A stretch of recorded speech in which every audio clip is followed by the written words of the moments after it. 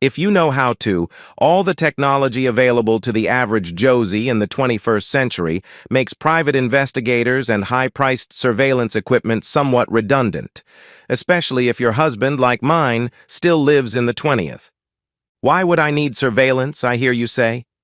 Why? To prevent my husband from discovering I'm not at a work seminar in Brisbane like I told him, but actually in New Zealand with my lover, of course.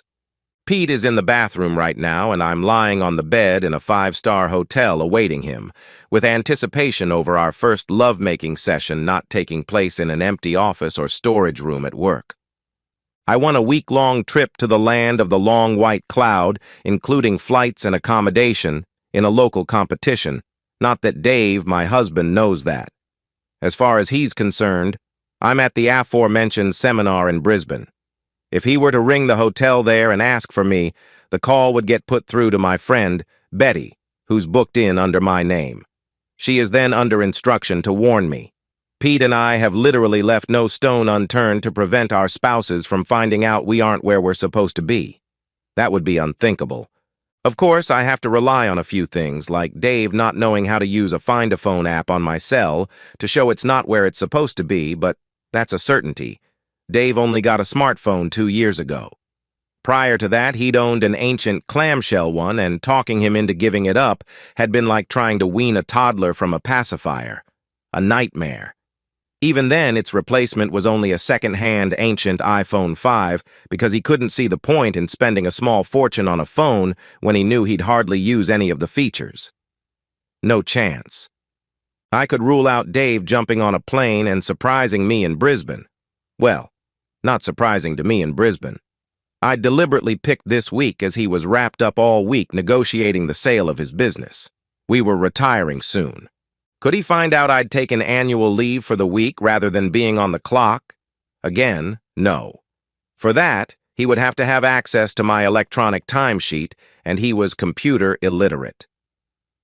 With the last of the kids having left the nest 5 years ago, and Dave being so busy growing the business to increase our retirement, we hadn't been on more than a couple of long weekend breaks in years. I would get all my annual leave paid out when I retired soon. Dave would never realize I was paid out 9 weeks instead of 10. I was sure looking forward to Pete coming out of the bathroom. It had been a long day. Dave dropped me at the airport at 7 a.m., a flight to Sydney before a 3-hour wait in the international terminal, and a 4-hour flight to Auckland, taxi to the hotel, the check-in, and handing over a voucher for 5 nights of accommodation and a quick shower to freshen up. Of course, Pete wanted a quickie before dinner, but after I pointed out that with the time difference we only had 30 minutes before the restaurant closed, we headed straight there. In the end, the hotel restaurant was full, so we went next door to a little seafood place.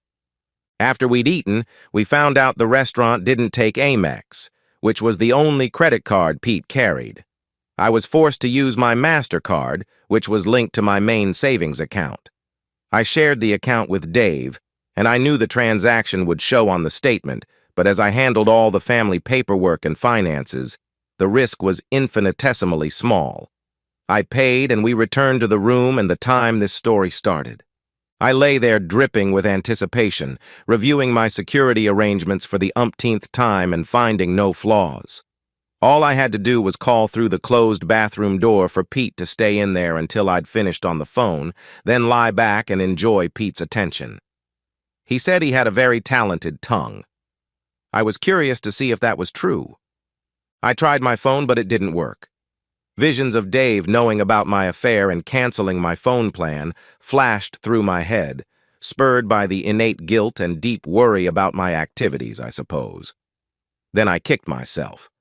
I'd forgotten to enable international roaming on my cell.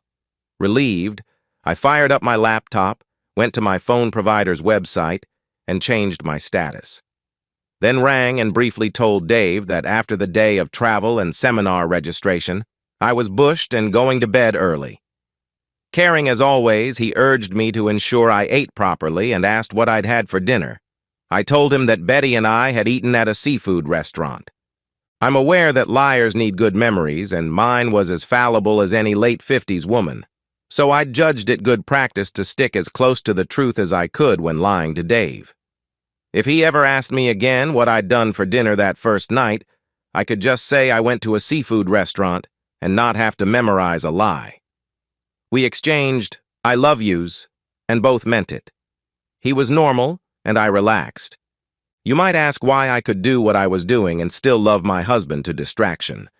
Why I was guilty and still cursed with a little deep-down worry. I put it down to my curious nature, or should I say my natural curiosity. Dave was the only guy I'd ever slept with. I was curious what another guy would be like. I was curious if infidelity was as exciting as some of my acquaintances said it was. I knew that within a decade my libido would shrink and eventually die, and I knew that once we retired and lived in each other's pockets, the opportunities to experiment would be very limited. I was curious to know if men other than my husband still found me attractive. That's why I'd pursued Pete. Ask Dave about my curiosity. He'd learned over the years to only buy my Christmas and birthday presents at the last moment. Once I knew he'd bought them, I hounded him until he got sick of it and told me what it was. I was curious as to how things worked, where they went, and why things were done a certain way. I must have been a horror of a child with my need to know everything. Oh yes, curiosity was a very powerful driver of my behavior. That night satisfied my curiosity.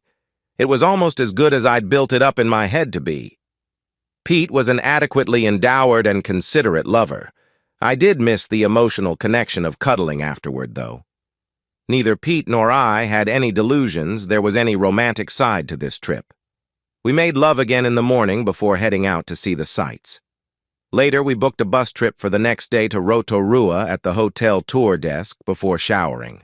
The same conference as the night before had the hotel restaurant booked out, so we wandered along the street and found another nice place. The problems began at the end of the meal. This place didn't accept Amex either, so, once again, I dragged out my MasterCard. Declined. What the hell?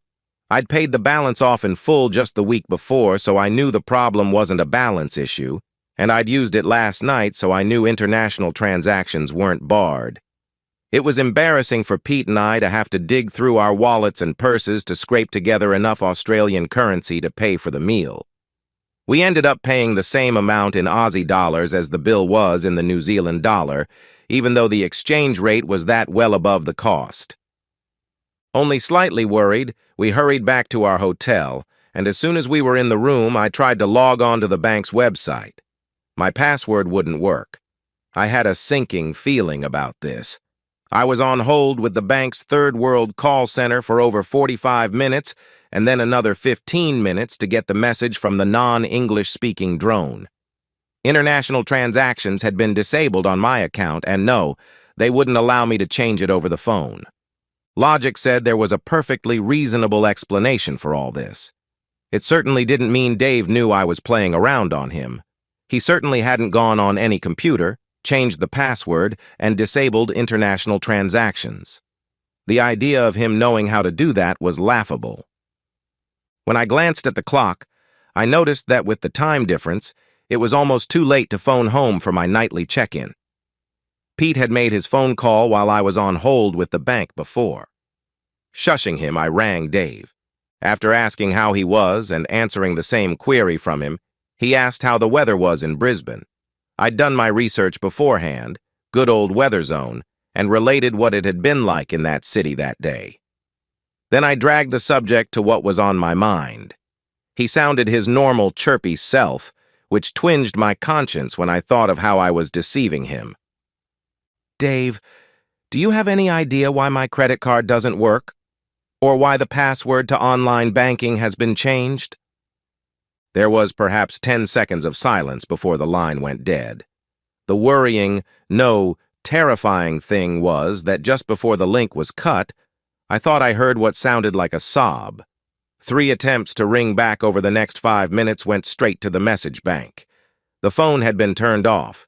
Pete reported his phone call to his wife had been normal and, of course, wanted to make love again. I was worried sick and told him I was no longer in the mood.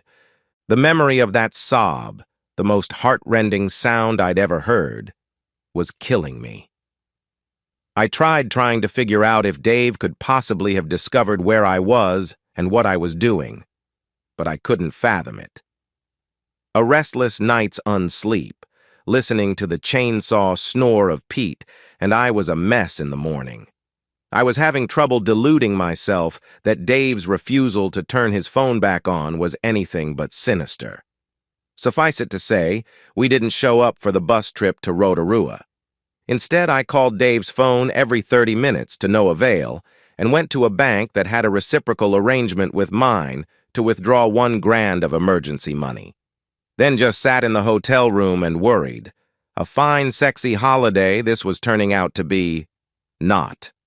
Extreme worry turned to terror when Mary, our next-door neighbor, rang to say there was a removal truck in our driveway and asked if we were leaving.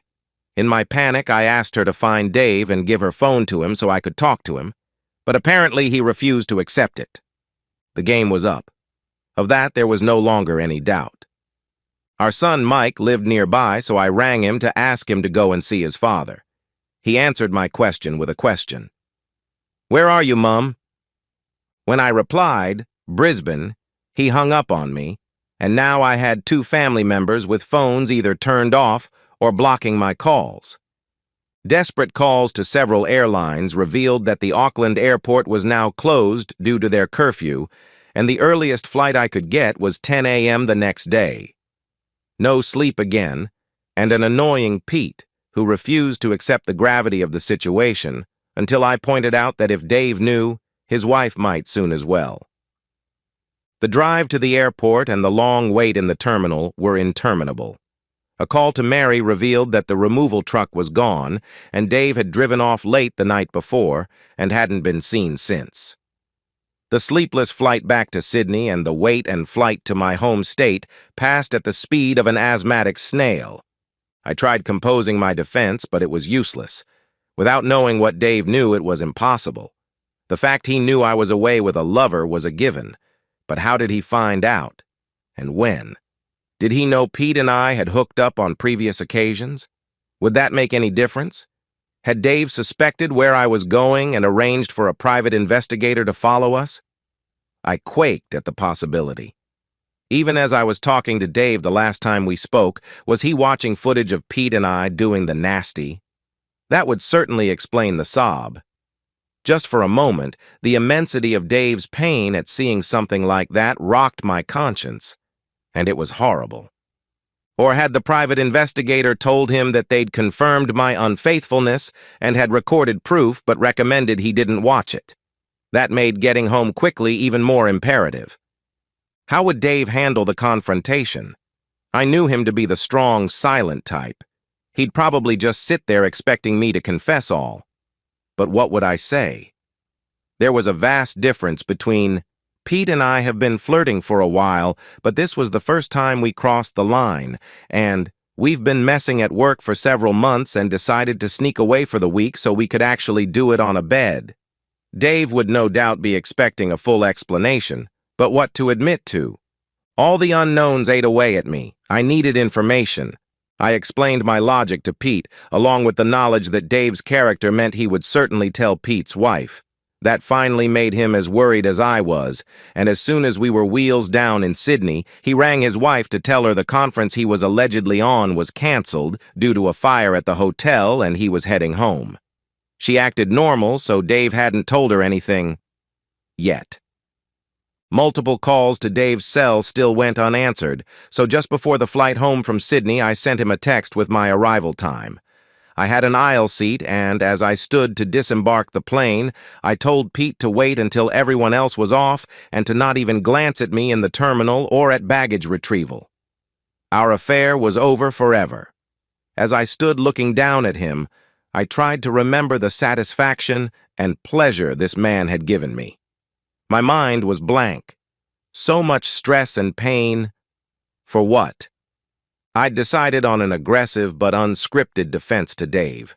I still didn't have a clue what he knew, so decided to offer no details until I'd dragged out of him what I needed to justify and apologize for. I took solace in the knowledge that he worshipped me. Yes, He may inflict some short-term pain, but our future was assured. Crossing the Arrow Bridge, I plastered a fake smile on my face and stepped into the terminal. I suppose some of the men waiting for offloading passengers might have been called Dave, but my Dave wasn't amongst them. This wasn't good. I'd hyped myself up for a confrontation that wasn't going to happen just then. With a sigh, I waited for my luggage and then caught a taxi home, increasingly worried about what I'd find there. As part of my research on the signs that give cheating spouses away, I couldn't help but read some of the consequences in the stories I'd read. I hadn't taken that much notice of them because I would never be caught. Featuring highly in the cheating wife stories was the wife coming back from a trip away with her lover to find the locks changed on the house. If Dave had done that, I would have no choice but to go stay with my sister, who would not rest until she discovered why. She was almost as bad as me when it came to needing to know. Then there was the other burning question. Whose stuff had been removed from our house? Mine or Dave's? Second only to my desire not to lose my husband was the wish for my transgression not to be made public. I enjoyed a high social status in my community, being on several church committees and on the local neighborhood watch. I made a mental note to add swearing Mary to secrecy to the list of priority things to do. It wouldn't take a rocket scientist to jump to the true conclusion about a scenario that included an absent wife, a removal truck in the drive, and a husband's refusal to talk to said wife when a phone was thrust at him. Oh God, why hadn't I given any thought to consequences before I strayed? Even if almost 24 hours of constant worry was all that happened, it wasn't anywhere near worth it. Screw my curiosity about a different man and the excitement of infidelity, and double screw my curiosity about whether or not I still had it. What did that matter as long as my husband still desired me? Lugging my suitcase to the front door, I pulled out my door keys, then stood there for a little while, praying the key worked and Dave was feeling reasonable. Something made me look around. Mary was watching me from her front yard, as were her neighbor and the nosy lady across the street. 2 more curtains were twitching in the cul-de-sac. I guess they had a thing about curiosity, too. I looked back at Mary, who looked away sheepishly. Oh well, there goes my reputation. The key turned in the lock, and I escaped the smirks and disapproving looks by going inside. I could see from the view I had of the lounge from the front door that my life wasn't going to be easy for a long time. Just that glimpse told me Dave was gone. I dropped my bags and raced through to the lounge, noting favorite pictures and knickknacks of Dave's were absent. Room after room told the same story. I mean, hardly a trace of him remained in the entire house. The sight of his empty closet was bad enough, but when I dragged myself back downstairs and saw his wedding ring on an envelope in the middle of the kitchen table, I just sank to my knees and wept as I thought of the balance sheet. On the debit side, I'd caused immense pain to my husband, a man who in no way deserved the knife I'd personally driven into his back. What relationship I'd have with him from here on was a total, terrifying unknown. That went for my kids as well. They'd had 24 hours to hear and absorb Dave's side of the story, possibly backed up with photographs and videos.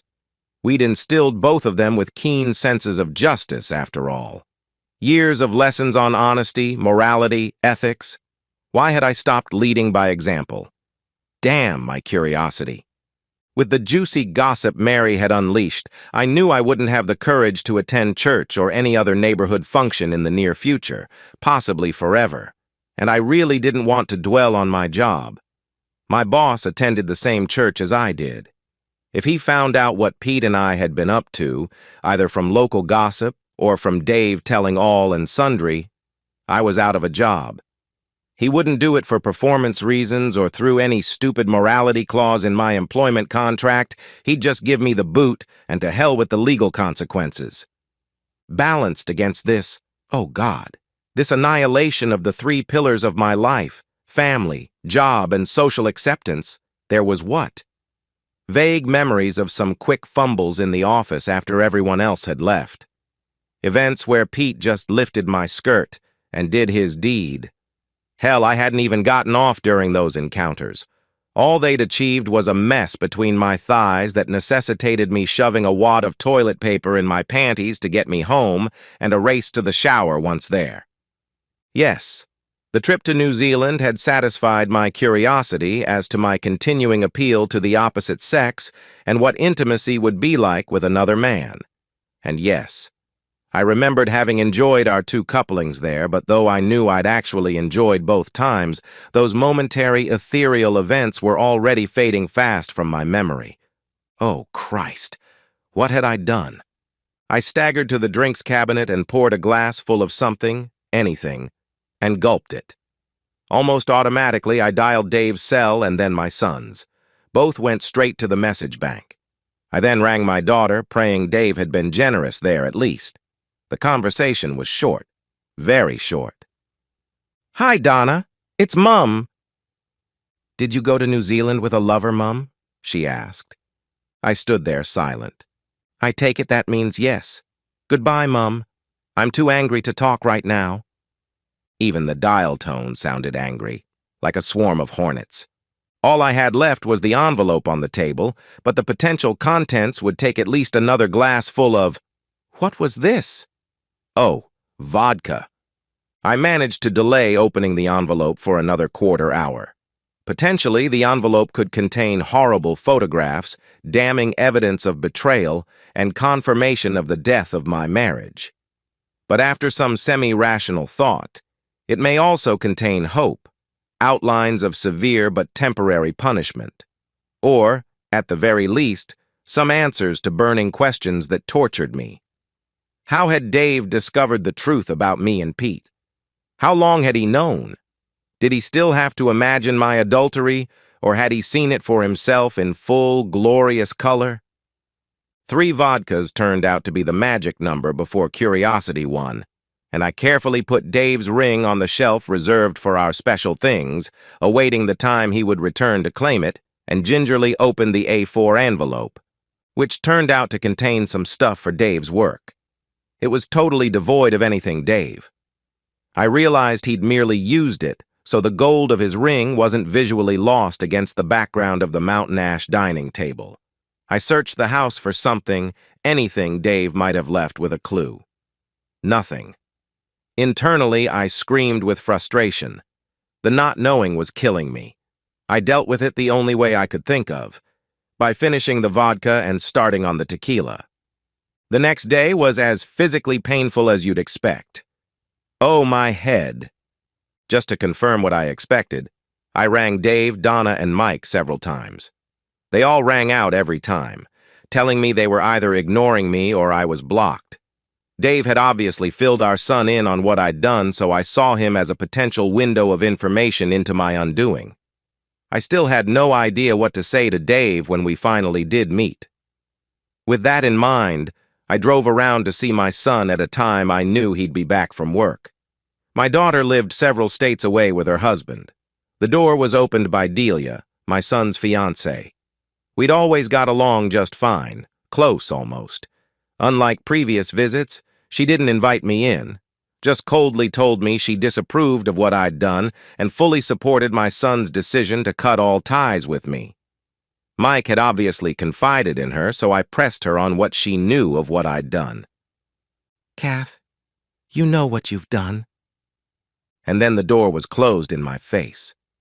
Talk about frustrating. I still had no clue what Dave knew, how long he'd known, what evidence he had. It was killing me. Not knowing where the hell Dave was staying, I felt I had no choice but to revert to Plan A, be sparing of admissions of my acts and probe what Dave knew. Therefore, when I felt human again, I doled myself up and went to his office. He'd had the same secretary-receptionist for years, and we'd always been amicable. Today, she was cold and condemning and told me in no uncertain terms that Dave was traveling for an indeterminate amount of time and no, I wasn't welcome to check back every day. I may not know what Dave knew, but it seemed every mutual acquaintance of ours did. It was so embarrassing. Several neighbors did call over, but it was obvious they were just fishing for gossip, not driven by any concern for me. It was by far the loneliest time in my life to date. I was drunk by 10 a.m. Friday, but decided to stay sober on the weekend, just in case Dave came back and I needed a clear head. Drunk or sober, it made no difference. Not knowing what Dave knew and was telling my kids, his staff, possibly our friends and neighbors, and even every second barman within an hour of our house, was just eating me up inside. Going back to work on Monday was both a relief and terrifying. I tried to read the expression on my boss's face for any clue he was going to fire Pete and me that day, but he simply inquired about my holiday week off. I cornered Pete as soon as I could, and he reported that things at his home were normal. He was clearly very worried, though, thinking the axe could fall at any moment. From that, I concluded that either Dave had hit the bottle like me and was not thinking rationally yet, or that he was deliberately making Pete sweat. His wanting to make the guy who damaged his marriage suffer was understandable. Well, one of the people who damaged his marriage. I was honest enough to accept my share of responsibility as well. I wished for the second reason.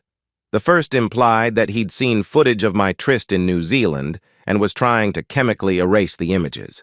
By the end of the workday, I'd convinced myself that Dave was just punishing me and making me realize what I'd put in jeopardy by my actions. I would be more convinced if I knew exactly what my husband knew. Talk about frustrating. The process server was waiting for me when I arrived home. Stunned, I grasped the big, thick envelope I'd been given. How thick was a divorce application? Surely not the time that seemed to be in the envelope I was clutching. Visions of a bunch of still shots from a video included to put me on the back foot and let me know that fighting a charge of adultery was futile, seared across my brain. I have no memory of how I came to be sitting at the dining table, but there I was, staring at the envelope. For Dave to file without a word, or giving me a chance to defend myself, must mean what evidence he had was both damning and crippling. Enough that all attempts at forgiveness were non-starters. Finally, my curiosity as to the extent of Dave's evidence the envelope contained outweighed my cowardice, and that was saying something, as I'd rather have pulled out a tiger snake suffering from PMT than documents that spelled the end of my marriage. Throwing aside the cover letter and confirming the actual application was only 7 pages long, I steeled myself to look at the photographs, of which there were a grand total of none. The bulk of the rest of the material was generic information on how to respond to the service of the application and what my rights were. Confusion battled with relief. Relief, if for no other reason, that I wouldn't have evidence of my adultery rubbed in my face. That relief was short-lived, though, as I read the cover letter. Please find enclosed, irrevocable breakdown of something. As a civil proceeding, the applicant intends to enforce the prenuptial agreement signed and witnessed on the something. Oh no, I'd forgotten all about the prenup. They'd kindly put in a copy after all the generic rubbish. With shaking hands, I read the simple agreement. Yes, I'd remembered right. In the case of adultery, the offending party walked away with practically nothing. All of a sudden, the lack of photographs made sense. Why show all their cards at the outset? With his actions, Dave was sending a message. He wasn't the slightest bit interested in my rationalizations and motives, or more importantly, forgiving me. He had the facts. Nothing else was relevant. That was so Dave. And yet I couldn't accept there was no hope. Surely there had to be more for me than just a wish for the opportunity to apologize to him and the chance of reconciling with my children someday. And dear Lord, please provide an answer to the burning question that was eating my curiosity. How had he found out? It must have been well before last week to have arranged to gather the evidence he possessed. I'd been so incredibly careful. Still, I'd destroyed a good man, and that was eating me as well. At work the next day, I confirmed Peter still had a happy marriage, and after quizzing the receptionist, no one had called to ask if I was at a conference. I also discovered that there was a minimal amount of money left in all our joint accounts. With that discovery, I made an appointment with a lawyer for the next day. I didn't retain the lawyer, just sought some advice. Expecting to be evicted from the family home at any moment, the possibility I might be fired for cause, and knowing that pennies would be short for the foreseeable future, I would need to hoard what I earned. The lawyer confirmed that if my husband presented the evidence he possessed, then the prenup, as old as it was very much enforceable. There are drawbacks to tequila. One major one is that ideas that occur after 3 glasses, late at night, may not make sense in the morning. This particular idea was that I could find the answers to all my questions by asking Dave, and I could force that by signing the papers as a bargaining chip. So, at 11:08 p.m., I emailed the law firm Dave was using and asked them to pass a message to him. If Dave would sit and talk to me, I would sign the damned application. If not, I would drag my heels all along the process, only to be firmly told, by return email the next day, that in Australia it didn't matter a smeg if I signed or not, the process was set. The lawyer had been so firm it came as a surprise when he rang back the next day and told me that Dave had indeed agreed to meet me. He was insisting on the conference occurring at the lawyer's office, with witnesses, and was insisting on absolute honesty. One hint of a lie, and he would walk out, and I'd never see him again. I insisted that part of the conversation include Dave telling me how he'd found out about my taking a sabbatical from my marriage. There it was again, my insatiable curiosity. I had to know. He rang back an hour later with Dave's agreement to my terms, and a meeting was set for Thursday after lunch. That gave me a day to prepare my game plan. The stipulation about honesty came as no surprise. I knew Dave's stance on scrupulous honesty. I determined to give him absolutely everything, leaving no excuse to terminate the meeting.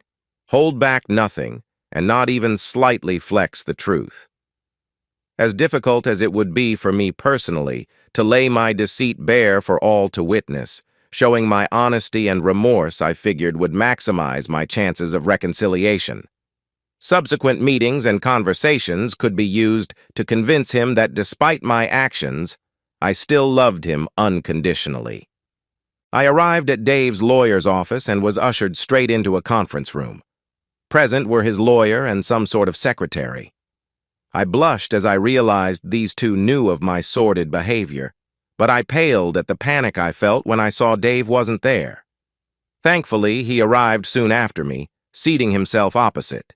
His face was scarily blank, and he remained silent while his lawyer repeated what he'd said on the phone, that I really should have my own representation there, and offered to postpone if I wanted that. I refused. He then reiterated why we were all present, repeated Dave's threat to leave immediately if I wasn't 100% honest, and then offered me the opportunity to say my prepared piece. Despite all my preparations, I couldn't remember where to start. The lawyer prompted me. "Why don't you begin with when you and your lover embarked on your affair?" "I met Peter at my work, of course," I started. The lawyer interrupted. "For completeness, that would be Peter?" "Wilson.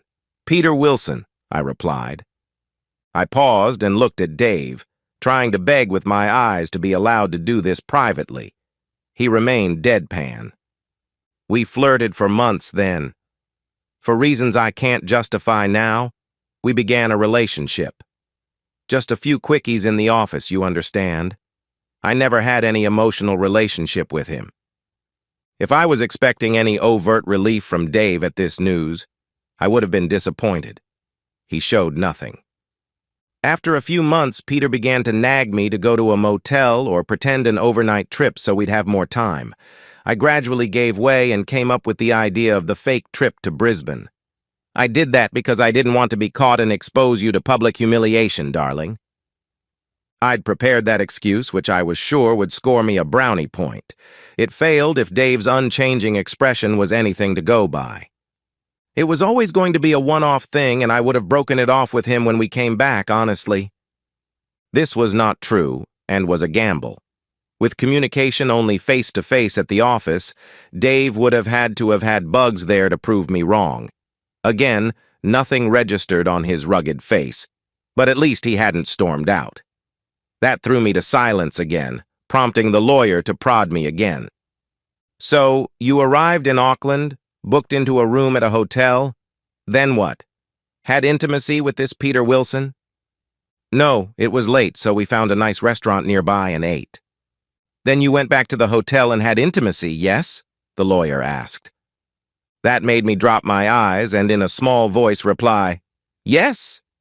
This is all after you rang my client and perpetuated the charade that you were in Brisbane at a conference? Yes, again said, while looking at my hands on the table. And I suppose you woke in the middle of the night and had intimacy again, slept late, then had adulterous intimacy all the next day? This confused me. Why was Dave's lawyer trying to get me to lie? He must have seen the same video that Dave had. No! We had intimacy again in the morning before looking around the city the next day. That was it. That was the extent of my cheating. When I spoke to Dave on the phone the next night and he hung up on me, I was too worried to have intimacy with Peter again. I focused on getting home as soon as I could. The lawyer looked at Dave, who nodded slightly, his cold eyes still boring into me. Thank you for your frankness, Mrs. Brown. Now, you had some questions? This was it. This was when my burning questions were answered. I'd thought of little else for days. My voice shook. When did you find out about Peter, Dave? Finally, Dave spoke. If your question is actually, when did I find out you weren't in Brisbane at a conference, then the answer is last Tuesday night. The stress I was under stopped me realizing the full significance of what those words meant at that point. How? I asked. I received a phone call from the credit card company on Monday night, asking if we were traveling overseas as they'd detected a transaction. They'd tried to ring you as the primary card holder, but couldn't get you, so they rang me on the secondary number. I cursed myself at this point. I'd forgotten to enable international roaming on my damn phone and international transactions on my credit card prior to departure. I said we weren't overseas, so they put a stop on all overseas transactions and then changed the password on our account. I meant to ring you and tell you about it, but was busy and forgot.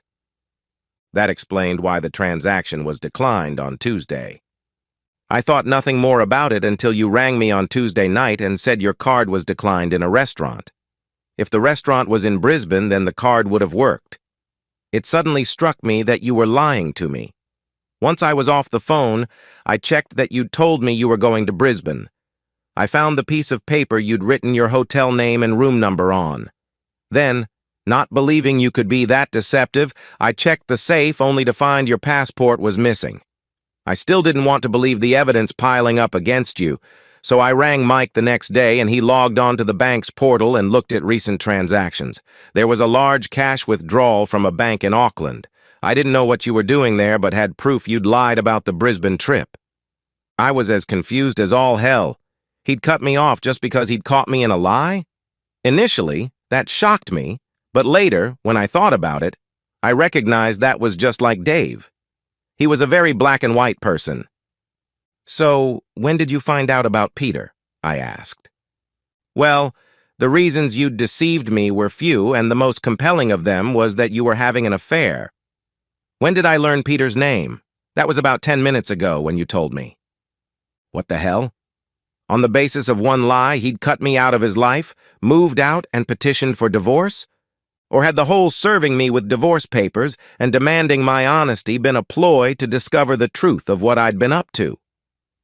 So, you didn't have a private investigator following me in Auckland? You don't have photos and videos of me and Peter? Nope, he replied. This was good. With nothing visually concrete burnt into his soul, surely my chances of forgiveness and a continuing marriage were good. My musing was interrupted by his lawyer. So, Mrs. Brown, I think you will agree that my client has met your conditions. He's listened to your story and told you how he discovered your breach of the marital contract. If you would just sign the divorce application, we don't have to waste any more of everyone's time. The conditions of the settlement are in accordance with your prenuptial contract. He pushed the pile of paper across at me. This meeting had gone so differently from what I'd expected. I was punched drunk. I looked at the papers. Dave hadn't known Peter's name until I blabbed it during this meeting. He didn't know anything except that I'd lied. He didn't have proof before this meeting, and he still didn't. Not concrete proof. Stress caused my survival instinct to cut in. One glance at Dave told me we were finished as a couple. It was time to look after my future as a single woman. I pushed the papers back across the table. I don't think so. Don't think what? The lawyer asked. I'm not signing those. You have no proof of infidelity and therefore the prenup doesn't apply. I accept that the marriage is over and will die still apologizing to Dave for lying to him. It was stupid and selfish of me. Change the agreement to a fairer split of our assets and I'll sign it this afternoon. With that, I leaned back and prepared to be stubborn. Again, the lawyer looked at Dave, who nodded. But we do have proof of infidelity, Mrs. Brown, or we'll have in about 30 minutes. What? How? I asked. When your husband, myself, and Julie here, who is also an officer of the court, that carries a lot of weight, sign our statements where we attest to attending a meeting here today at which you admitted you'd conducted a sordid, disgusting affair with... At this point, he consulted the notes he'd been writing during the meeting. One Peter Wilson. Are you sure you won't sign? Maybe I should have invested in a lawyer. I sat there stunned. When had Dave gone from being a generous, honest, straight-laced, loving person into this cold, ruthless schemer? I knew he'd been merciless in the past with couples we'd been friends with where one had strayed. The wrongdoer had always been axed from our lives, but not with me, not with his children. To us, he'd always been kind and understanding. Then I remembered whispered tales from acquaintances over the years that in his business life, Dave was pretty tough. It looked like he'd changed my status from being his loving wife to a business deal gone sour, a speed bump in the road to be eliminated. No, that wasn't right. It was me. I'd changed my status, not him. Despite my promise to sign, I didn't, of course. I heard Dave say as I stormed out, "Are you seeing the same pattern of broken promises that I am?" I could tell from Dave's expression and the low trick of entrapping me that there was zero chance of reconciliation. That, as much as anything else, was a shock to the system. It was every woman for herself now. A trip back to the same lawyers as before earned me an admonishment that if I'd engaged him, this wouldn't have happened. He advised me that if we fought it, there was a small chance of overturning the trickery. So, belatedly, I engaged him. In the end, he neither slowed the process down nor changed the outcome. All he did was ensure that we arrived at the end of the process, with him slightly richer and me even more broke. His promise of getting me a slice of Dave's cash from the sale of the business turned out to be as good as mine to Dave on our wedding day. He said it was because the prenup was so simple and effective, but I suspect it was because he was a crap lawyer. Talking of broke. One evening not long after my defeat in the courts, I'd consumed half a bottle of something when the doorbell rang. There stood a crying and ranting Peter, bleating something about his wife kicking him out and changing the locks. She'd received a visit from Dave, it seemed, and Peter was blaming me. Typical. Like he'd had nothing to do with falling into an affair. Here, at last, was a focus for my frustration. I sent him packing with a few choice words, but that wasn't enough to satisfy my anger. I picked up the earthenware pot that lived by the front door. It was filled with artificial sunflowers. Such happy flowers, sunflowers. Nothing says have a happy sunny day quite like a sunflower. I hurled it at Peter's head while yelling, "Have a great life, you lousy son of a blip!" He didn't take any evasive action, and it struck him full on between his shoulder blades. He went down like a bag of potatoes. He's lucky I wasn't strong enough to get more lift in my toss, or I might have taken off his head. I closed the door on him thinking he got what he deserved. A little unfair, you might think. I'd pursued him, remember? But he didn't have to succumb to my seduction, and besides, rational thinking obviously wasn't a strong point of mine. At least not anymore. Mary witnessed the whole thing and initiated the call that led to Peter being taken away in an ambulance and me away in the back of a police car. I guess Peter blamed me as much as I blamed him. He pressed full charges for assault.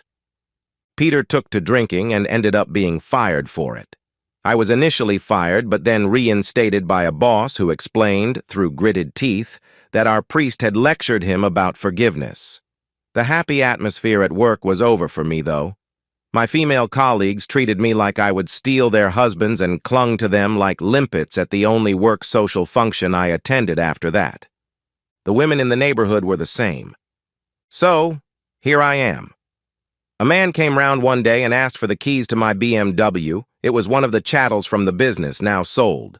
I told him to bug off, but he showed up an hour later with a cop. Great. My sister begged Dave, and he allowed me an extra month to vacate the house, which is where I sit now, looking around the empty, echoing rooms. Rooms that used to ring with the sound of children laughing, Dave pretending to be a monster while playing hide-and-seek, and bed springs squeaking. All memories that I'd killed with my curiosity were like a vampire slayer with a stake. Dave had removed the furniture he wanted, which wasn't much, and my stuff was in storage until I decided which third of it would fit in my new tiny apartment. Neither of my children was answering my calls yet. I could only hope that would change one day. After they judged, I'd suffered enough for hurting their father, I suppose. I thought that day was today, but they couldn't have agreed with me. Truth be told, I was a little afraid to face them. How could the person who had instilled them with the values of loyalty, justice, honesty, and integrity they were now demonstrating look them in the eye? With one last sob, I walked out of the echoing house, closing the door behind me. I looked down. There lay the newspaper. No one, it seemed, had canceled the subscription. It was Saturday, the day that jobs were advertised. A move to somewhere my colleagues didn't look at me warily would be nice. So I sat on the front step, no hurry after all to get to my lonely apartment, and glanced through it on my way to the position's vacant pages. Could life kick me in the teeth anymore? Page 6 held an article about a local businessman, David Brown, selling his business for an undisclosed but speculated 8-figure sum. The accompanying photograph showed him looking good at a recent local Chamber of Commerce function, smiling down at a beautiful companion. My tears made the print smudge. I cursed myself for succumbing to my curiosity, but for it would have been me in the photograph with Dave. My old beater car started eventually, and I drove slowly away through a mist of tears. The curtains twitched all the way to the end of the street. And so, we've reached the end of today's story. Was it what you expected, or did it take a twist you didn't see coming? I'm curious to hear your thoughts. Share them in the comments below, and let's get a conversation going. If this story kept you hooked, make sure to hit that like button. And if you're new here or just haven't subscribed yet, now's the perfect time to join our community. I bring you fresh, captivating stories every day, so click that subscribe button and turn on notifications so you never miss out. Thanks for watching, and I'll see you in the next one.